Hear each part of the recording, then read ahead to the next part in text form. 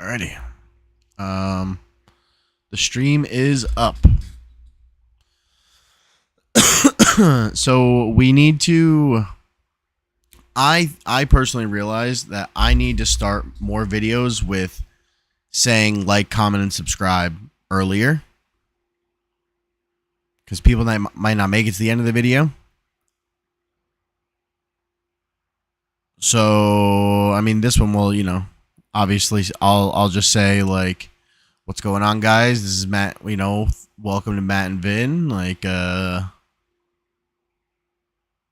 Hold on 1 second. Yep.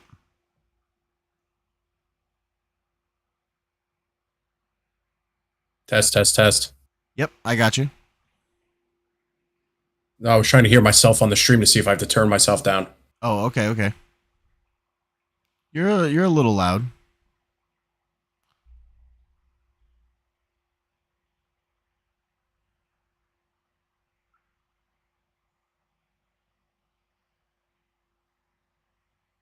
Test, test, test. Yeah, that's good. You might even want to be up a little more. I'm trying to get to 75. You sound good, honestly. Top 6? Okay. That's good.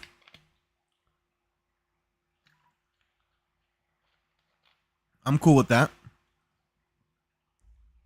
I'm cool with it. All right. Let me pull up my notes here, and then let's get into it. All right, so what's going on, guys? Welcome to the next video of Matt and Vin here. We have a Premier League predictions video coming at you. Before we get into it, make sure you guys like, comment, and subscribe on this video, please, all right? That's really going to help us out, push this video, and, you guys can check out some more videos coming soon. So first, we're going to get into relegation. Vinny, do you want to start with your relegation teams who you think are going down this season? Yeah, so I actually I had a little more thought put into the relegation than I did like the top 4, top 6. I don't think it's as cut and dry as last year. I don't think it's 3 up, 3 down, same 3 that went up, same 3 that went down. Starting from 20th at the bottom, Southampton. I figured if there's any team that has to yo-yo, Southampton seems to be the one, in my opinion. 19th, Leicester. And 18th, I went Brentford. Really?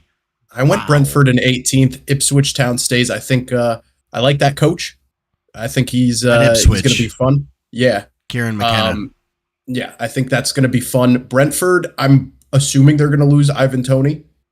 And they were a little shaky last year.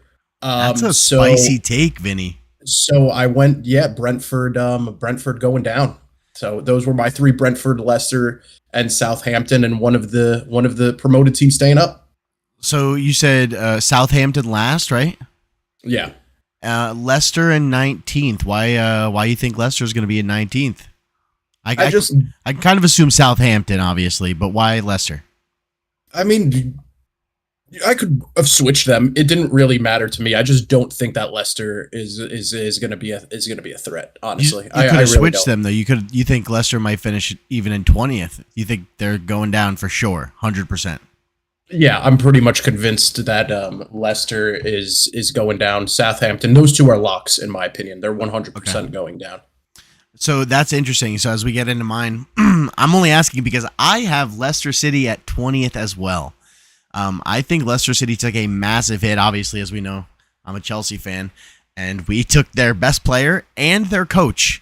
And when you lose one of those 2, usually, you're going to struggle. You got to figure some stuff out. When you lose both, that does not sound good to me. So I don't have much faith in how they're going to do. Apparently, they're also dealing with some possible points deduction. I was looking into that a little bit, and regardless of if that goes through or not, just like the questions to the players and coaches, that hurts that. Like, your mind's not on football. You're thinking about stupid stuff you shouldn't be thinking about, and that just doesn't help. So, and even the fan base, like when your fan base is dealing with that, that doesn't feel good. So yeah, I think they will be 20th. 19th, I think we have Southampton. You said 20th. I also think they are a lock to go down. Southampton, they finished 4th in the EFL last season. They got in by winning in the playoff, and I just don't think their team is Premier League caliber. There's really not too much quality on the team. I looked at their squad, and there's no real names that stand out to me. I really don't think they have too much of a chance getting too many games this season. 18th, I have Nottingham Forest. Brentford to me was wild, Vinny. I'm serious. When you said that, that blew me away. But some people might say Nottingham Forest is kind of the same thing too. They got Elliot Anderson from you guys. That was a big signing. But massive signing for them. I don't think Elliot Anderson's enough. Like, their team is good. They have a couple good players here and there. Gibbs White, that dude's actually, I mean, he's pretty good. But I just don't think, like, they have the cohesiveness and, again, like, overall, just, like, the caliber of team to stay in the Premier League. Last season, they didn't look too good, and I really don't think they're going to stay this season. I mean, where did they finish last season? Wasn't it like 17th? Yeah, they finished 17th last season. So they made it in by 6 points. I do not think they're going to be able to make it this season. So I flirted with that idea instead of Brentford. I was thinking Nottingham Forest, but they got a points deduction and still managed to stay up. So in my mind, they probably wouldn't have been 17th. They might have been a little more comfortable. Maybe they would have been in Brentford's spot. I think that Nottingham Forest was able to make it through that and survive on the last day where they didn't know if they were getting relegated or not. I think to them, that challenge of the relegation battle has already been won once. So it'll be kind of like Everton doing it back-to-back years. That was my taking on it, but I appreciate that you said that, because for a little bit I was like, Nottingham Forest might go down, but I went Brentford, but I appreciate and respect the Nottingham Forest because I was there mentally myself. Yeah, no, I mean, some honorable mentions here. I mean, even Everton, they have been shaky the last couple seasons. You never know what you're going to see with them. Brentford, they finished 16th last season. Like you said, you think they're going to go down. I honestly think that their coach, Thomas Frank, is just a good coach, and I feel like he's going to be able to figure it out and keep him in the Prem. They haven't lost Tony yet, right? Are they for sure losing him? Not yet, but I mean, dude, I would assume. I mean, yeah, so. I'm surprised. I would be surprised if he stayed too. But if he does stay, like, dude, there's no way Brentford goes down, in my opinion. I mean, Ivan Toney's a beast, and I mean, I think being cohesive is a big part of being able to play in the Premier League. And I think that team has it with that manager. And again, if Ivan Toney stays, I just can't see it. But it could happen. You never know. I mean, you brought up Everton. Everton lost Onana, so that's a massive loss for them. But huge, they still do have their coach, who has been, unfortunately for him, he's been down this road many a time. So I think my thought process with Everton's the same as Nottingham. Like, we just did that, so we can do it again. Yeah. Okay. All right. So we normally, you see all these other videos cover the rest of the table, but as we all know, in the Prem, anything could happen, and you see a lot of these mid-table teams hang around there for a while. So, I personally wasn't really looking at West Ham, Crystal Palace, Brighton, Bournemouth, Fulham, or Wolves for, going into the top 6 or getting relegated. So we're not really worrying about those teams. They could finish anywhere between 7th and 15th, realistically. I would assume you would agree, Vinny. Yeah, I would. I assume it's going to be the same usual suspects. Middle of the pack, you got your Fulhams, your Wolves, Crystal Palace. Maybe they would have been higher on my list if they didn't lose Elise, but everyone knew that was going to happen. So I think, for sure, I'm in agreement that for the most part, pretty much 8th through 15th is going to be status quo. You see the same kind of faces there. But there obviously are a couple teams that may end up in 12th place, like Chelsea or 11th like Chelsea did a couple years ago. Or again, it happens, and we'll see what happens this season. But as we get into the top 6, do you want to start with your number 6? And I think we need to go one at a time here. You do your 6, and then I'll do my 6. Okay. Yeah, I smiled a little bit when you were talking about middle of the pack because I feel like you're going to be surprised by this pick. 6th, West Ham. Really? I went 6th to West Ham for a couple reasons. They've had a pretty good summer transfer window. They're calling it the best summer transfer window in West Ham history. They got a bunch of huge signings. They're looking good. And for the past 2 seasons, they've been dealing with European competition. They no longer have European competition going on right now. Paqueta's fate is still up in the air. We have no idea, but I'm pretty sure he's going to be starting the season That's because crazy. nothing's gone through yet. I could be wrong. Someone correct me, but crazy. I heard he might be. He still might be able to play the first couple games. I just think with no distractions, none of the Moyes getting fired stuff going on. I think with the additions that they've made, they've spent a lot of money in the transfer window. I think that West Ham could be a surprise late season push for top 6, in my opinion. Yeah, I mean, I have not paid attention too much to West Ham, so I had to look it up real quick. It doesn't look like they lost anyone too big, and they did sign a center forward from Borussia Dortmund. Yep, full crew. They got him. They got Max Kilman, I believe. Center back from Wolves. Yep. I mean, so those are some they got good Somerville. names. They got that guy Somerville. He was in the championship, but he's still good, and they were able to keep all, like you said, keep all their players, barring Paqueta's inevitable punishment. They got the same team, and now they're not dealing with half as many competitions as they were before, or games, I should say, as they were before. No European Conference, no Europa League. I think they have a serious shot at breaking through to that top 6. Yeah, that's actually really interesting. I really didn't think that, but talking about it, they definitely could have a shot if they could stay healthy and put it together. That's really interesting. My number 6 is going to be Liverpool. And that's because, I mean, their team's not getting, I'd say their team's not getting any younger, but most of their team is young. Mo Salah is not getting any younger. Okay, he's getting older. He can't carry that team on his back like he always could. They have a new coach. We have no idea what we're going to see out of him. Absolutely no idea. This is the Premier League. This is a whole different ball game. And not just the Premier League. This is Liverpool.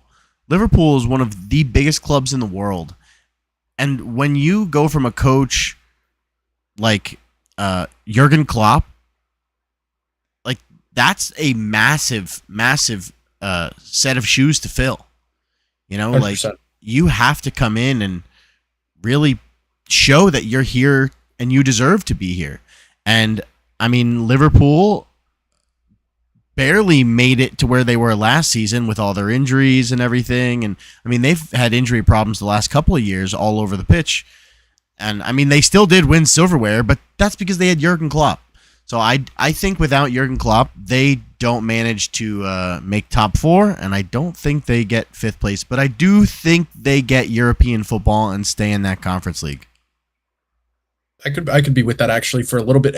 I'll be honest. Out of all the teams, Liverpool was the hardest one for me to put somewhere. Honestly. Yeah, I actually had them higher, and then as I was doing more and more research and looking into things, I moved them down to 5th, and then I moved them down to 6th. So, I mean, I have no idea where to put them. They could finish lower. They could also win the whole thing. That's true too. Yeah, exactly. That's why I was so lost with Liverpool. That was the hardest decision that I had to make for this video. Yeah, that's really interesting. I love that. All right, so let's move on to number 5 then. You want to hit me to number 5? Yeah, number 5, Newcastle. Hell yeah, brother, Newcastle. Well, I don't have Newcastle, but I didn't want to put them in the top 4 because I think as of right now, recording this video, there's still some questions to be answered about our right wing. I know we just signed a striker, but he's we have no idea what we're going to get out of him. Guys never scored a goal That's in the depth Premier for you League. guys. It's depth, but it's scary depth because Callum Wilson's pretty much glass.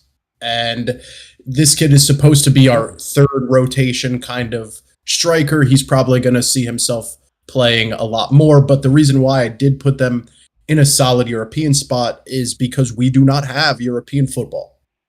And I mean, we finished 7th last year with injuries and European football. So I only think we could go up from here. We still have Eddie Howe and we get Tonali back. 5th place seems like a very reasonable. I'd be happy with 5th. I would take 5th. I would take 5th. I would even take 6th. But I think European spot is where Newcastle's got to be. I got them at 5th.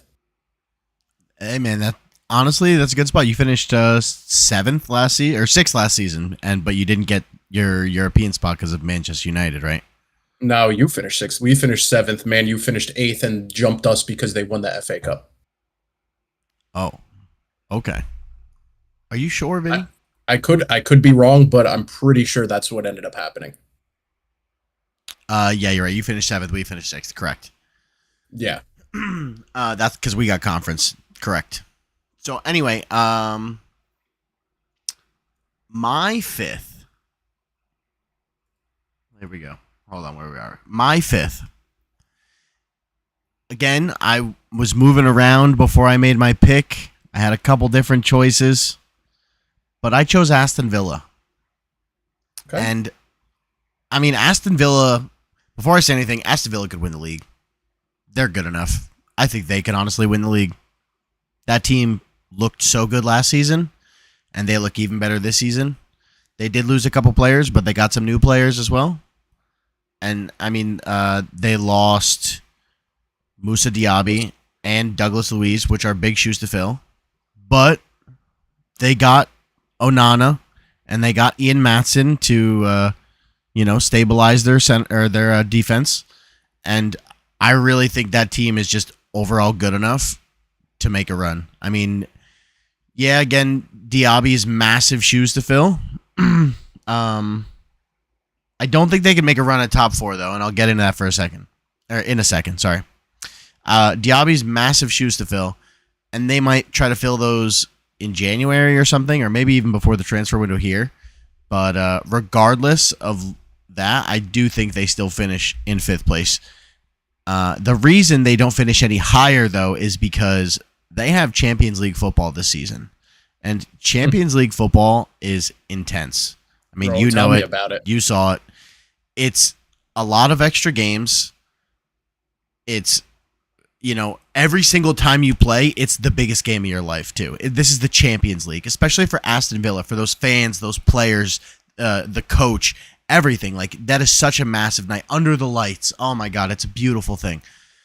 And then if you make it through, now you're adding games to the second half of your season, and it's just a lot on a team. It is a lot to deal with. And yeah, they do have depth. They added a couple young players as well. But, whether they go through or not, I don't see them making top 4. The first half of that season is going to be so intense on them. To your point, this isn't a spoiler at all, but I don't even have them in my top 6.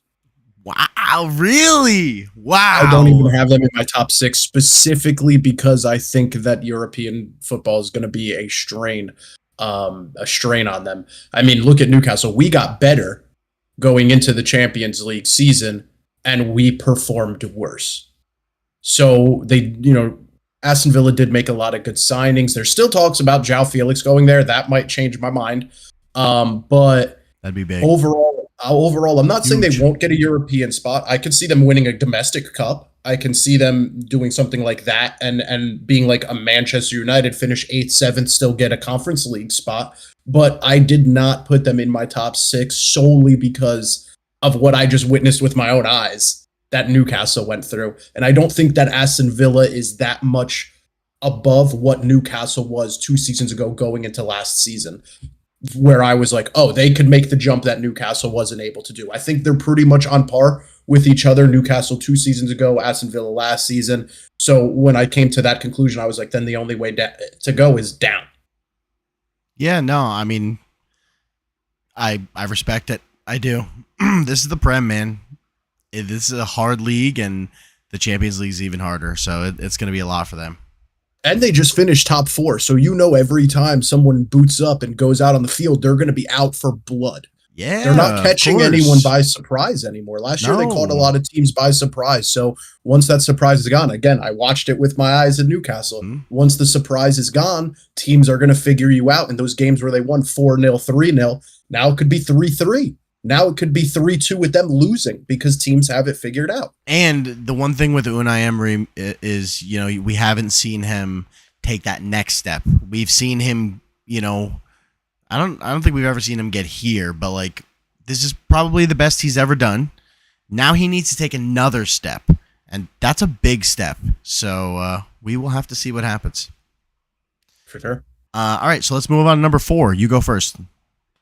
Number 4, I have Liverpool. I do have them finishing in the top 4, ironically, for not any higher because of the reasons that you said. New coach, but outside of their signings, whatever's going on there, I thought to myself, it's Liverpool. They're going to put on a show and they're going to play with their hearts on their sleeves. The fans are going to be in full support. I just don't see Liverpool dropping off too far from where they were last year. I think they could still stay in the top 4 or be better. I don't personally see them being much worse. And I think that those players under a new coach, you always used to tell me, Chelsea goes through coaches a lot, right? You know that. And every time a new coach comes in, just a few. Every time a new coach comes in, it's like the players played better than before. So you were alluding to it's a new coach. We have no idea what this guy's going to be like. It's the Premier League. It's not the Eredivisie. But my side of things was Liverpool players are going to ball out for this new coach like they balled out when they got Jurgen Klopp. It's like in their DNA. So I think top 4 is a realistic thing for Liverpool. I have them finishing 4th. Yeah, I think what you said right there, it's in their DNA, and I do agree with that. They're a gritty team, and if they can figure it out, I do agree with you. They could get top 4. My number 4 is Tottenham Hotspurs, and I have a note in big capital letters, and it's 2 words, 1 name. Dominic Solanke. Yeah, he's insane. And I love Dominic Solanke. I wanted him to go to Chelsea. Solanke, whatever his name is. I wanted him to go to Chelsea. I wanted him at Newcastle. He's the best signing that Tottenham's made in a while. Dude, he is so good. And I don't think they overpaid for him at all. I really think that's an awesome signing for them. They didn't really lose anyone this season. It's pretty much the same team coming back. I mean, they kind of replaced Harry Kane. It's not Harry Kane, but that's a really good quality number 9 that is pretty close to what Harry Kane was, 10 years ago when he was young. I mean, I know Dominic Solanke's not that young, but regardless, he could really slot in and fill that hole in their team because obviously Richarlison's not the answer and they need a number 9. And I think Solanke could really make that team different this season, especially if Postecoglou can rally this team together and get them to play like they should. I think 4th or possibly even higher is possible for them, but I have them at number 4. It's a perfect transition because ironically, staying on the topic, I have Tottenham at 3. There you go. Exactly. As I said, possibly higher. For all the same reasons that you said, they got their guy. I think Solanke's going to be insane. I think that was the piece they were probably missing last year, and they still had a pretty 100%. decent campaign, given the circumstances. They, from what I understand, Leipzig re-loaned out Timo Werner, so he's going to be on their team again on loan for another season. I know he hasn't had the best of luck in the Premier League, but that's someone who has been a Premier League player pretty consistently that they're keeping. Timo Werner is good he's the best guy in the world at one thing, and that's just like running people off. The dude just is a monster at just running people off, and he creates spaces and makes people open. So, I think he could really complement Dominic Solanke. And I also put in my notes here, Ange. I think that even though he had a really good first year in the Premier League, yeah, he started out hot and the team started out hot. They had their drop off, and they kind of clung to Europe at the end there. But I think that this year, all those first time in the Premier League jitters are out of his system. And he's going to come in with more of a point to prove than he even did last year, which could be scary. And if he could tighten up those leaks, those little leaks that he had when they were flying so high and dropped off middle of the season, early mid season, if he could just tighten that stuff up, I think that's going to be a massive improvement. And I think Solanke is the guy that's going to help them score goals. He's going to be someone where if you're down 2-1, instead of losing 3 points, he scores a goal and you now gain a point. Those are points that they might have lost last year that this one signing can potentially get them this year. So I have them pretty comfortably in third. Cool. I like that. All right. Well, then let's move on to my third. And I bet you're going to be pretty happy about this one. I have Newcastle at third. I have Newcastle at number 3. From your lips to God's ears, bro. You did touch on the right wing situation, but we did talk about this the other day. And I think that even without a new right wing signing, which they still could get, even without the new right wing, though, that team is really good if they can stay healthy. You added some depth at center back. You got another goalkeeper. You have Tonali coming back. Bruno stayed. Anthony Gordon just played awesome in the Euros when they let him play. He's going to be even better the next year and the next year. Dude, his first 10 minutes back at Newcastle, he scored a goal. There you go.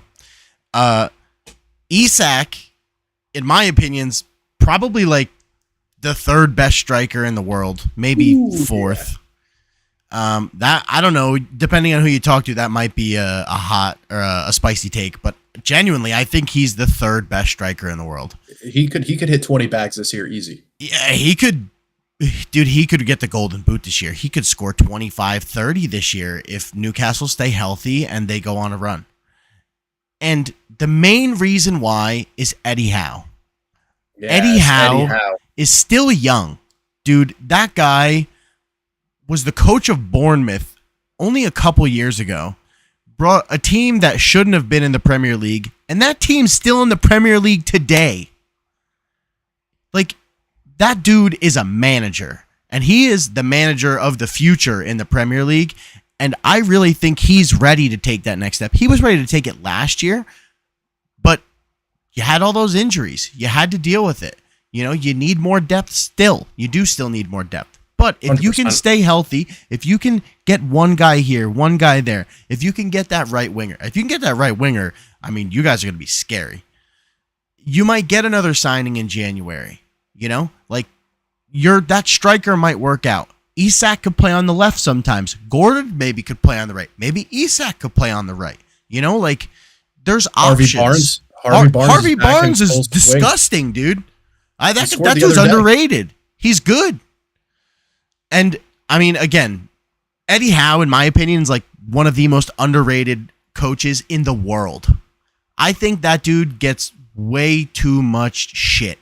Like, he does not deserve it. He is such a good coach. I love Eddie Howe, dude. I love Eddie Howe. He is the manager, and he is like the perfect fit for St. James Park for Newcastle. Yeah, dude. He is Newcastle.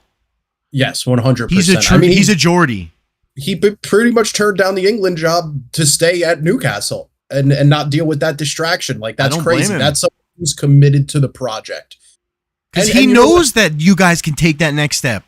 And I know we got to move on to number 2 here, but real quick, when the new sporting director, or whatever the guy's position was, when he came in and took over and the lady left, they actually kept it so Eddie Howe has final say in the squad.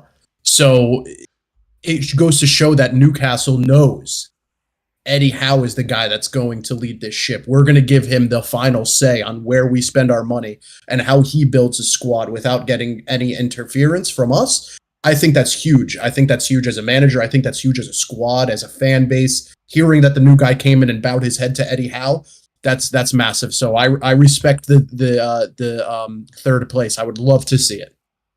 Awesome. Yeah. So again, Newcastle third for me. Number 2, go for it, Vinny. Well, number 2, Man City. I have Man City finishing behind Arsenal. A couple things. I know, off stream yesterday, me and Matt were having a little bit of an argument about Julian Alvarez. I think that maybe Atletico paid a little too much for him. I'm not going to get into all that, but there was a stat that I heard that kind of changed my mind and blew it. Right. Apparently that's not confirmed either, by the way. I was looking it up and it's not they're doing it, but it's not official yet. So it could still fall through, but it's supposed to happen.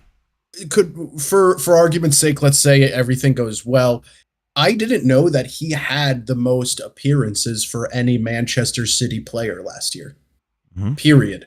So you're losing someone who literally played the most out of your entire squad. What is Haaland's? Is he going to become a player who's always injured? Was last year just a fluke with him getting injured? Now, if the Alvarez thing goes through, you don't have that backup. You don't have that stable guy that came in and played every single game. I think that's a massive loss. Price tag aside, I think it's a massive loss. I also have questions about Grealish. Doku is, almost a like-for-like replacement, if not a like-for-like replacement. But Jack Grealish was one of those guys who was the heart of Man City just a couple years ago. He had his injury problems last year. He was snubbed. I'm pretty sure he wasn't even called up to the Euros. And if we watched the Community Shield game, he didn't play at all because guess what? Not fit. So is that going to be a lingering problem? Is Kevin De Bruyne going to come back in full swing? Was Phil Foden a one-hit wonder? A lot of questions in my mind. And then the number one thing. What's the motivation? Does outside of Manchester City fans, any neutral that's watching, would you believe that Man City is waking up hungry, that they're out for blood? Pep barely wanted to even come back and be a coach the way he was making it sound at the end of last year. So what's the motivation to win? Are they going to have that we need to push for 5 more minutes to win this game? Or is it going to be, I'm cool with a draw? I just don't know if their level of motivation is going to be as high as we've seen in the past couple years. Anything's possible, but I have them finishing second. So, we're going to go right to mine, obviously. And yeah, I have Man City too. Man City has absolutely no new signings this season. Again, their team's not getting any younger. Kevin De Bruyne. Savinho, but Savinho was already part of City Group. That barely counts. No big signings. No one's that really going to come in and make a difference is what I'm saying. Yeah. They didn't sign a Haaland, a Jack Grealish. They didn't make a big signing this year. Kevin De Bruyne is getting older. He was supposed to leave. He still might leave. Who knows? They're trying. I'm sure they're going to try to get some money out of him before he's too old and they can't get any, especially if someone in Saudi Arabia wants to pay for him. Haaland maybe wants to leave, like you said, so his heart might not be there. Pep's heart might not be there. I'll be honest. I don't totally agree with you when you say, what do you have to wake up for? Or what's the drive? I think you could say that about Real Madrid, but Real Madrid is Real Madrid. And I think Manchester City's trying to be Real Madrid, but the biggest problem is their fan base. Their fan base is not Real Madrid's fan base. So when those players show up to a Manchester City game, it's not like walking into the Santiago Bernabeu. You're walking into the Etihad and it's all right, yeah, we're the best team in England. Woohoo. So I do agree with you at the same time. But yeah, I don't see them finishing first place again. It's got to end at some point, right? Maybe they do finish first place and we're wrong, but it's got to end at some point. If they make a big signing before the end of the season, that's game changing. Who knows? Also, we could see Haaland score 50. We could see Phil Foden win a Ballon d'Or. I think Phil Foden is one of the best players in the world, honestly. I think he could win a Ballon d'Or before the end of his career. Maybe he flops this year, like you said, though. Who knows? regardless, I think it's time for them to to not finish first place. So I have Manchester 2. Well, one thing, real quick before we go into it seems obvious who we both got at number 1, but before Is it we get obvious? into that, Maybe I'll hit you with something else. I might have some spice up there. But one thing I want to say is you mentioned what's Real Madrid's motivation. I'm going out on a limb here. Hot take. I could be totally wrong. Real Madrid's motivation is not winning La Liga. You're not wrong, yeah. They don't wake up and say, I want to win La Liga. Their motivation, what they build for, is strictly European competition, strictly the Champions League. I'm sure Manchester City's doing the same thing, though, right? Like, which is why I'm making the argument that their domestic performance may fall off to say, hey, let's just go out there, finish top 4, win a Champions League. You know what I mean? So where Real Madrid is kind of in the same, I mean, we've seen Real Madrid fire coaches that win La Liga and lose in the Champions League finals. So obviously their motivation isn't winning La Liga. So I think Man City may have that same, maybe they make a deep run in the Champions League, but I think the motivation doesn't surpass the motivation that some other teams have in, domestically speaking in the Premier League.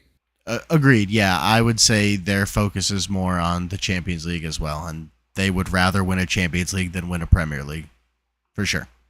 All right, let's move on to number 1, baby. We're getting to the end here. You go first, as always. I'm sure we all know who you're gonna say, but go ahead, say it. Wolverhampton Wanderers. No, I'm just kidding.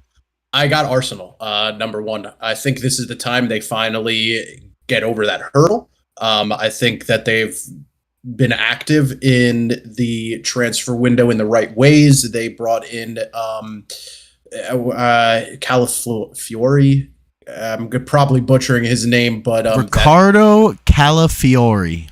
Oh, Calafiori. Okay, I wasn't too far off. Yeah, they brought him in. I think he's a massive signing. Other than that, they've pretty much kept everyone towards the end of the year. Kai Havertz was really coming into his own, and going off of the motivation thing. If anyone's motivated in the entire Premier League to win, it's Arteta and Arsenal. They're probably more motivated than ever before. So, not much on them. I just think that with the same squad, with the same coach, and the insane motivation with the added defensive superstar, I think they could be a serious threat. I think it's going to be another season where it's like Man City and Arsenal pretty much like neck and neck the whole entire time, and it'll come down to the end to see who trips up. I think this time around, after tripping up the past 2 years, Arsenal is gonna get through it and not trip. Yeah, and on that note, let's talk about one more team we haven't noticed. Chelsea winning the league. No, I'm just kidding. Yeah, Arsenal are going to win the league. I would have just logged off. I would have been like, you're lying Arsenal are going to win the league. Let's be honest. They need to win the league at this point. The players need to win the league. Arteta needs to win the league. Well, like we just said about Man City, their focus is most likely on the Champions League. Arsenal is in the Champions League as well, but their focus is on the Prem. They don't care about the Champions League. Yeah, they obviously do it. We all care about the Champions League. But they need to win the Prem. It's been 20 years for them now. They're hurting. And they need this. So I think Arsenal's going to pull this one out. They didn't lose any of their first team. They signed that center back, Ricardo Calafiori. They don't necessarily need a new starting center back, but man, like he's supposed to be good, and what a great center back option to have. He can also play on the left, so that's another option for them. We've already seen them turn one center back into a fullback with Ben White, and Ben White's one of the best right backs in the league now, so who knows, maybe that'll happen. Yeah, I think Arsenal's going to win the league. I really do. 35 mil on Raya after his loan, so they kept their goalie. I think we're pretty much in agreement that this is Arsenal's to lose at this point, is how I see it. So, real quick, we're here at the end of the video, but let's talk about the two teams we did not mention. Neither of us mentioned here. Man U and Chelsea. And you also said Aston Villa too. That was also interesting. You think Aston Villa is going to finish outside the top six? So we'll touch we touched on that already a little bit, but Let's just do it real quick. Where do you think Aston Villa are going to finish? I could see them finishing in 7th. I could also see them finishing in 6th, but I just think that tired legs play a factor in it and fixture congestion, where someone like West Ham could be 6th, 7th West Ham. Villa could be 7th West Ham, 6th Villa. I don't see them far off of Europe. I still see them getting in Europe some way next year, whether it's through a domestic cup or finishing 6th. But I think that 7th is a comfortable spot that I would personally have them finishing. So not far behind, but I just don't see them. I don't see them cracking that top 6. Okay, cool. So I want to talk about Chelsea last because I'm gonna go on a tangent. So where do you think Man U are gonna finish? Who knows? Yeah, I mean, they could finish 10th. What do you think is going to happen with Man U this season? Talk to me. I think they're going to start out bad. They're going to. Well, they already did start out bad. We just watched it yesterday. Yeah. They're going to gather themselves and have like an early mid season push, and then end of the season, they're going to fall out. There's going to be stupid headlines of who said what, Eric Ten Hag doing this, blah, blah, blah. That's not going to go away. And I'm not a professional athlete or a celebrity, but that probably starts to get old, and it probably really starts to affect how passionate you become towards something or how aggressive you become. I think there's going to be a lot of distractions, especially coming off their worst ever season as a club. They start slipping too far, Man United fans are going to lose their minds. So I just think it's going to be a disaster all the way around for Man U. Yeah, I don't think it's going to go well, especially after what we saw yesterday. I do not have faith in them finishing in any European spot. I mean, I think they're kind of in the same boat as Chelsea still, where they could finish anywhere from 6th to 16th. Maybe that's a little harsh, but 6th to 10th, They didn't add anyone substantial. They added young kids who maybe they're going to be good, but I don't think they're going to be game-changing. I don't think Eric Ten Hag's going to figure it out. I don't think Rashford is going to be able to carry that team. I mean, sure, Bruno Fernandes is good, but I don't think he's going to be able to carry that team. And, Rashford needs to be playing lights out for them to be playing good. I think that's literally what it comes down to. Rashford needs to play lights out. They might lose who? I'm pretty sure the reports came in this weekend that Wan-Bissaka has agreed to terms with West Ham, ironically. Wow, I didn't hear that. That could be even like that could be huge for West Ham, like you said. But yeah, that would just obviously hurt Man U even more. So I don't have much faith in them, and I think we'll see them anywhere in that mid-table. So moving on to obviously my favorite club, Chelsea. I've watched Chelsea for 10 years now, and I don't want to talk about this too long, but like I said, I'm going to go on a tangent. I've watched Chelsea for 10 years now, and I was spoiled for the first couple of years. And I was told that this is what Chelsea is. Like, this is who we are. And for the last 3 seasons, we are just not Chelsea. And, this preseason was supposed to give us hope. We got a new coach, which I didn't want. I liked, oh my God, why can't Pochettino. I actually loved Pochettino.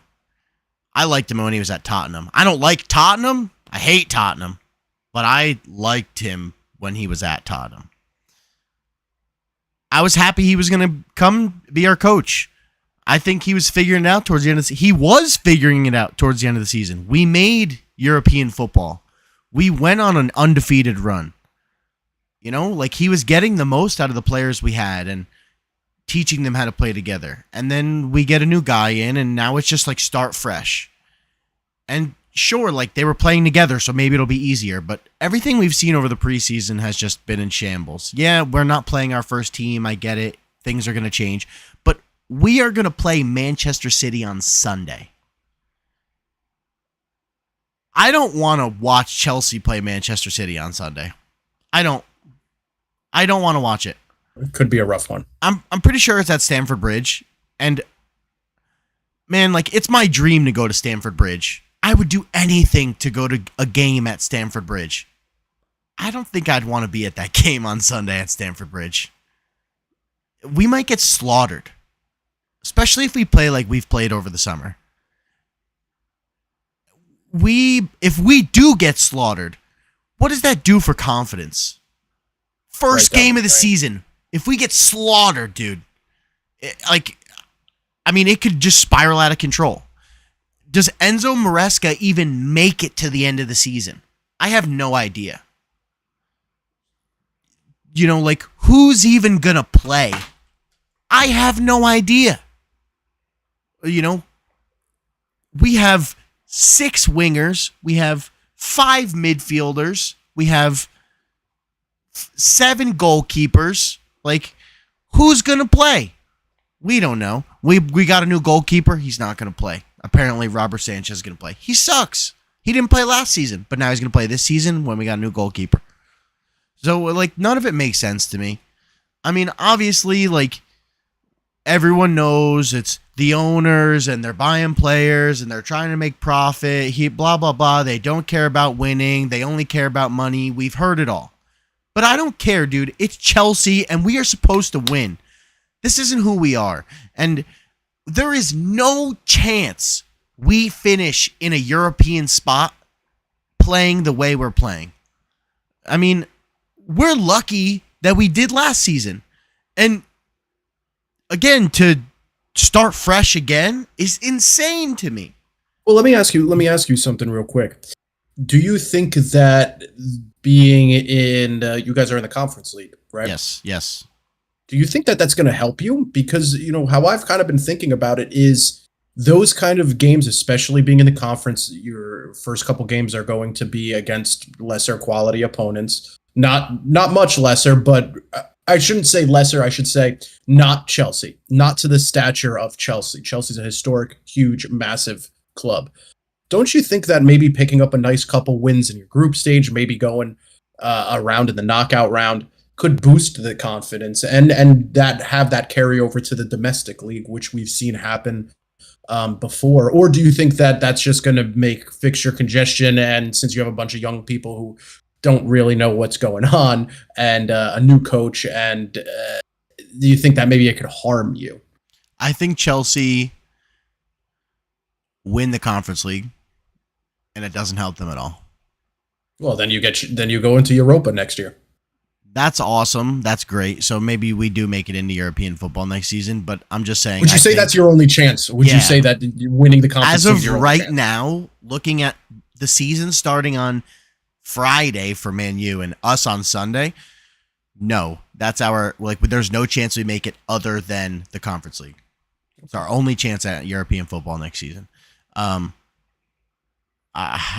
I think we are horrible in every domestic cup, horrible in domestic football, and we win the Conference League because we should win it, realistically. I think Chelsea finish 8th, 9th, or 10th place. Genuinely. Where do you think I could Chelsea be behind finish? that. Yeah, same thing. Pretty much somewhere in there. I mean, we might have a 7th through 10th that consists of Villa, Chelsea, and Man United in some order. Frank Lampard will be my coach in April. Okay? Yeah. That's the season I'm going to have. And it is what it is, unfortunately. I just hope that we can figure it out. I hope I'm wrong. Let's be honest. Man, I hope I'm wrong. For the last 2 years, you've been telling me, everyone else has been telling me, don't worry, you guys are going to figure it out. You're Chelsea. We're not Chelsea. That's our name. That's my club's name, but my club is not the Chelsea that I love. It's not the Chelsea that I know. And if we do not ever go back to that, then I don't think we ever win a Premier League ever again. We need to go back to being the Chelsea that I knew, that I loved, that did everything it could to win silverware.